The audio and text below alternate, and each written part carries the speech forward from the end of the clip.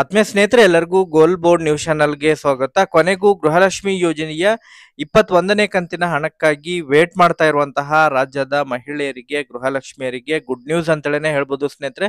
ಈಗಾಗಲೇ ತಮಗೆಲ್ಲ ಗೊತ್ತಿರುವ ಹಾಗೆ ಗೃಹಲಕ್ಷ್ಮಿ ಯೋಜನೆಯ 21ನೇ ಕಂತಿನ ಹಣದ ಬಿಡುಗಡೆಯ ಪ್ರಕ್ರಿಯೆ ಪ್ರಾರಂಭವಾಗಿರೋ ಬಗ್ಗೆ ಖುದ್ದಾಗಿ ಮಹಿಳಾ ಮತ್ತು ಮಕ್ಕಳ ಕಲ್ಯಾಣ ಇಲಾಖೆಯ ಸಚಿವರಾಗಿರುವಂತಹ ಲಕ್ಷ್ಮೀ ಹೆಬ್ಬಾಳ್ಕರ್ ಮೇಡಮ್ ಅವರು ಮಾಹಿತಿಯನ್ನ ಒದಗಿಸಿಕೊಟ್ಟಿದ್ರು. ಸೊ ಆ ಒಂದು ಹಿನ್ನೆಲೆಯಲ್ಲಿ ಅನೇಕ ಫಲಾನುಭವಿಗಳು ಕೂಡ ಗೃಹಲಕ್ಷ್ಮಿ ಯೋಜನೆಯ 21ನೇ ಕಂತಿನ ಹಣ ಯಾವಾಗ ಜಮಾ ಆಗುತ್ತೆ ಅಂತೇಳಿ ವೇಟ್ ಮಾಡ್ತಾ ಇದ್ರು.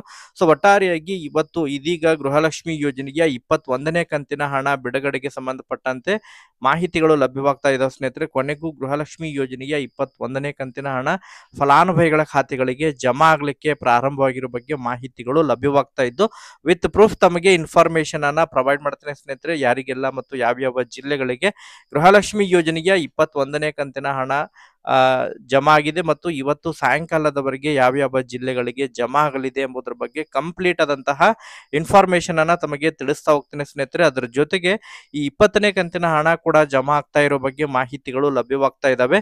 ಅದ್ರ ಬಗ್ಗೆನೂ ಕೂಡ ಇನ್ಫಾರ್ಮೇಶನ್ ಅನ್ನ ತಿಳಿಸ್ತಾ ಹೋಗ್ತೀನಿ. ಯಾರೆಲ್ಲ ಈಗಾಗಲೇ ಚಾನೆಲ್ ಅನ್ನ ಸಬ್ಸ್ಕ್ರೈಬ್ ಮಾಡ್ಕೊಂಡು ನೋಡ್ತಾ ಇದ್ದಾರೆ ಅವ್ರಿಗೆಲ್ಲರಿಗೂ ಕೂಡ ಧನ್ಯವಾದಗಳನ್ನ ಸಲ್ಲಿಸ್ತೇನೆ ಸ್ನೇಹಿತರೆ. ಯಾರೆಲ್ಲ ಇನ್ನೂ ಕೂಡ ಚಾನೆಲ್ ಅನ್ನ ಸಬ್ಸ್ಕ್ರೈಬ್ ಮಾಡಿಲ್ಲ, ದಯವಿಟ್ಟು ಚಾನೆಲ್ ಅನ್ನ ಸಬ್ಸ್ಕ್ರೈಬ್ ಮಾಡ್ಕೊಂಡು ನೋಡ್ಬೇಕು ಸ್ನೇಹಿತರೆ. ಹಾಗಾದ್ರೆ ಬನ್ನಿ ಸ್ನೇಹಿತರೆ, ಇವತ್ತಿನ ಈ ಒಂದು ವಿಡಿಯೋನ ಪ್ರಾರಂಭಿಸೋಣ. ಹೌದು ಸ್ನೇಹಿತರೆ, ಗೃಹಲಕ್ಷ್ಮಿ ಯೋಜನೆಯ 21ನೇ ಕಂತಿನ ಹಣಕ್ಕಾಗಿ ವೇಟ್ ಮಾಡ್ತಾ ಇರುವಂತಹ ರಾಜ್ಯದ ಮಹಿಳೆಯರಿಗೆ, ಗೃಹಲಕ್ಷ್ಮಿಯರಿಗೆ ಕೊನೆಗೂ ಗುಡ್ ನ್ಯೂಸ್ ಅಂತೇಳಿನೇ ಹೇಳ್ಬೋದು ಸ್ನೇಹಿತರೆ. ಯಾಕಂತ ಹೇಳಿದ್ರೆ ಈ ಹಿಂದೆ ಕಳೆದ ಸುಮಾರು 3-4 ದಿನಗಳ ಹಿಂದೆನೂ ಕೂಡ ಖುದ್ದಾಗಿ ಮಹಿಳಾ ಮತ್ತು ಮಕ್ಕಳ ಕಲ್ಯಾಣ ಇಲಾಖೆಯ ಸಚಿವರಾಗಿರುವಂತಹ ಲಕ್ಷ್ಮೀ ಹೆಬ್ಬಾಳ್ಕರ್ ಮೇಡಮ್ ಅವರು ಕ್ಲಾರಿಫಿಕೇಶನ್ ಅನ್ನ ಕೊಟ್ಟಿದ್ರು. ಗೃಹಲಕ್ಷ್ಮಿ ಯೋಜನೆಯ 21ನೇ ಕಂತಿನ ಹಣ ಬಿಡುಗಡೆಗೆ ಸಂಬಂಧಪಟ್ಟಂತೆ ಈಗಾಗಲೇನು ಆರ್ಥಿಕ ಇಲಾಖೆ ವತಿಯಿಂದ ಹಣ ನಮಗೆ ಬಿಡುಗಡೆಯಾಗಿದೆ. ತಾಲೂಕು ಪಂಚಾಯತಿ ಮತ್ತು ಜಿಲ್ಲಾ ಪಂಚಾಯತಿ ಮಟ್ಟದಿಂದ ಕೂಡ ಸಿಡಿಪಿಒ ಕಚೇರಿಗಳಿಗೆ ಹಣ ವರ್ಗಾವಣೆಯಾಗಿದೆ ಎಂಬುದರ ಬಗ್ಗೆನೂ ಕೂಡ ಅವರು ಒಂದು ಮಾಹಿತಿಯನ್ನು ಕೊಟ್ಟಿದ್ರು ಸ್ನೇಹಿತರೆ. ಡಿಬಿಟಿ ಮೂಲಕ ಹಣವನ್ನ ಪುಷ್ ಮಾಡುವುದು ಅಷ್ಟೇ ಬಾಕಿ ಉಳಿದಿತ್ತು ಎಂಬುದರ ಬಗ್ಗೆನೂ ಮಾಹಿತಿಯನ್ನು ಕೊಟ್ಟಿದ್ರು ಸ್ನೇಹಿತರೆ. ಸೊ ಇವತ್ತು ಈ ಗೃಹಲಕ್ಷ್ಮಿ ಯೋಜನೆಯ 21ನೇ ಕಂತಿನ ಹಣ ಡಿಬಿಟಿ ಮೂಲಕ ರಿಲೀಸ್ ಮಾಡಿರೋ ಬಗ್ಗೆ ಮಾಹಿತಿಗಳು ಲಭ್ಯವಾಗ್ತಾ ಇದಾವೆ ಸ್ನೇಹಿತರೆ. ಹೌದು ಸ್ನೇಹಿತರೆ, ಒಟ್ಟಾರೆಯಾಗಿ ಫಲಾನುಭವಿಗಳಿಗೆ ಯಾರೆಲ್ಲ ಈಗಾಗಲೇ ಗೃಹಲಕ್ಷ್ಮಿ ಯೋಜನೆಯ 20ನೇ ಕಂತಿನ ಹಣವನ್ನ ಪಡೆದುಕೊಂಡು 21ನೇ ಕಂತಿನ ಹಣಕ್ಕಾಗಿ ವೇಟ್ ಮಾಡ್ತಾ ಇದ್ರೆ 21ನೇ ಕಂತಿನ ಹಣ ಕೂಡ ರಿಲೀಸ್ ಆಗಿರೋ ಬಗ್ಗೆ ಮಾಹಿತಿಗಳು ಲಭ್ಯವಾಗ್ತಾ ಇದಾವೆ ಸ್ನೇಹಿತರೆ.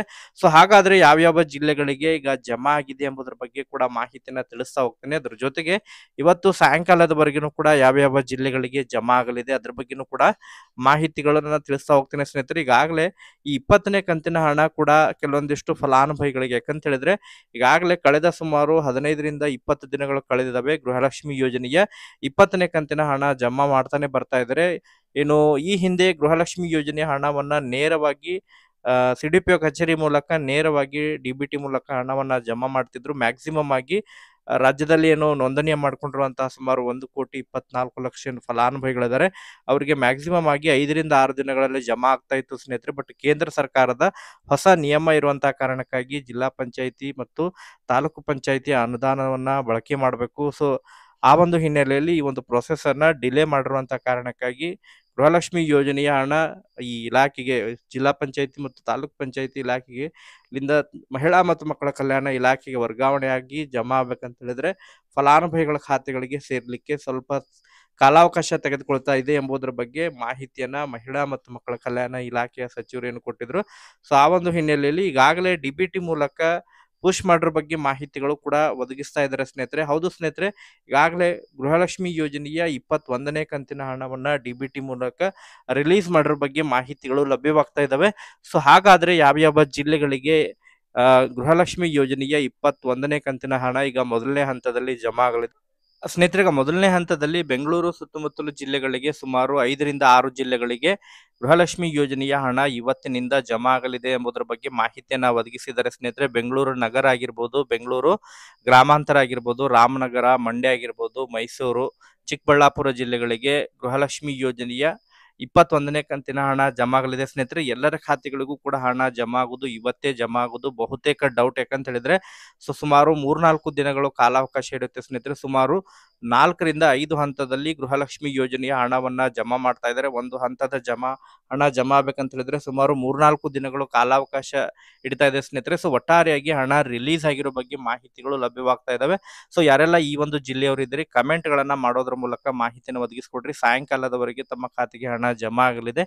ಸೊ ಇದಕ್ಕೆ ಸಂಬಂಧಪಟ್ಟಂತೆ ಮತ್ತೆ ಅಪ್ಡೇಟ್ ಸಿಕ್ಕಂತ ಸಂದರ್ಭದಲ್ಲಿ ಮಾಹಿತಿನ ತಿಳಿಸ್ಕೊಡ್ತೀನಿ. Okay, thank you for watching this video.